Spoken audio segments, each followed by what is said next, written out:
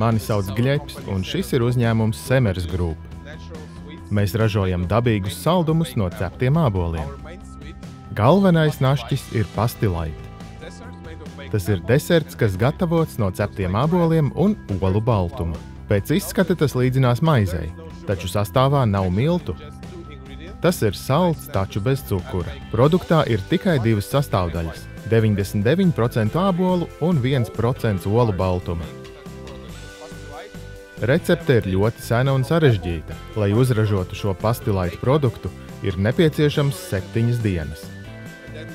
Sākumā cepam ābolus, pēc tam izlasām laukā sēklas un tad cepto ābolu masu saputojam ar olas baltumu, lai tā kļūtu 3 reiz apjomīgāka. Tad šis viss nonāk milzīgās krāsnīs un cepas temperatūrā, kas zemāka par 80 grādiem, lai saglabātu ābolā esošos vitamīnus un šķiedrvielas. Nākamajā dienā izveidojusies kārta, ko sadalām 2 loksnēs, kuras uzliekam vienu uz otras, bet pa vidu atkal liekam šo ābolu un olas masu, tā, lai tas līdzinās pīrāgam. Vēl pēc 1 dienas mēs sagriežam lielākos un mazākos gabalos.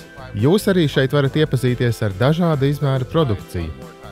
10 grami, 35 grami, 200 grami, un tad šos gabalus cepam vēlreiz. Grūtākais visā procesā ir iztvaicēt visu mitrumu no produkta, lai tas varētu uzglabāties pēc iespējas ilgāku laiku. Šis saldais ir ļoti veselīgs, jo tajā ir daudz vitamīnu, šķiedrvielu un daudz pektīna. Tādēļ tas ir labs gremošanas sistēmai, asins cirkulācijai, kā arī tajā ir daudz dzelzs.